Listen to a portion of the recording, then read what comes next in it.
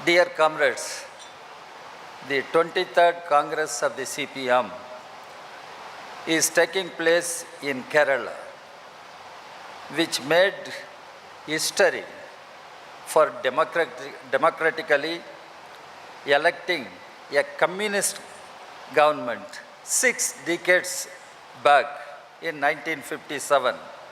Since then, all through these years, Kerala has remained a unique center of the left and democratic movement in our country.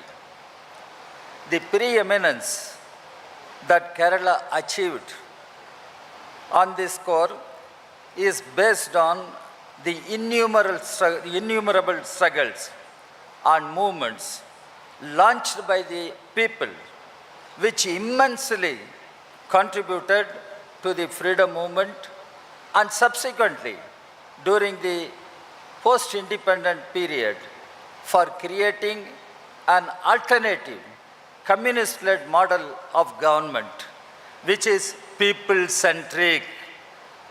Dear comrades, your Congress is taking place at a critical time when the country is facing unprecedented attacks from the right-wing forces on the very fundamentals of our Indian Republic.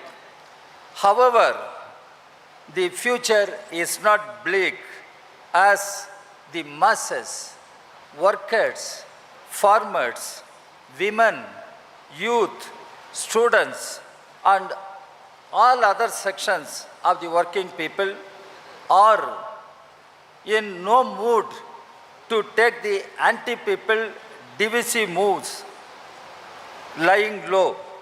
They are out on the streets to safeguard their hard-earned rights. After the financial meltdown of 2008-9, the rise of right-wing authoritarianism became a global phenomenon as neoliberal, pro-corporate forces captured power in many parts of the world.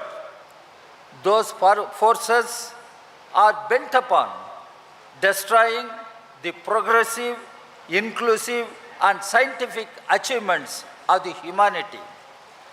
The fascist forces have already expanded their bases alarmingly in Germany and other European countries, taking advantage of the unrest due to falling living standards, growing unemployment, inflation, etc.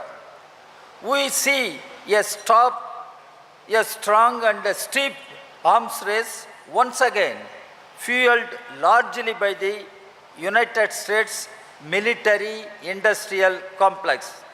The latest in the series of imperialist advances is the attempt by imperialist forces led by the US and the NATO to destabilize peace and security at the cost of lives of both Russians and Ukrainians.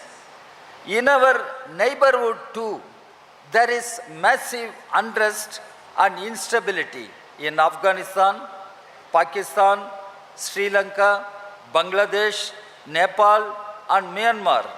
It appears that each country is in turmoil for different reasons, but the nefarious designs of international finance capital can be traced everywhere.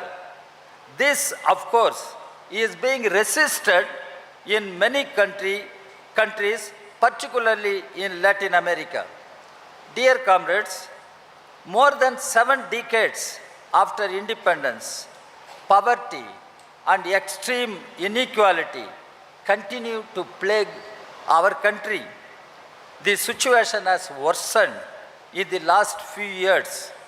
Our country has seen a sharp decline on almost every development indicator, including the fundamentals like the hunger index, the concentration of wealth at the top of the society is taking alarming proportions while millions suffer in penury and deprivation.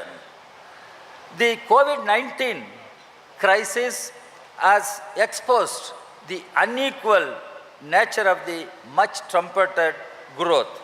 The BJP government under Narendra Modi is engaged in subverting the basic values that define our nation: secularism, democracy, federalism, welfare state, and independent character of our foreign policy are all being subverted.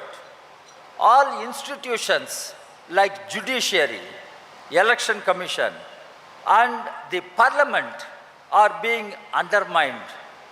Watchdogs of our polity like CBI and Enforcement Directorate are being used to intimidate the political opponents contrary to their mandate. They have a mandate, but they are not allowed to function under their mandate.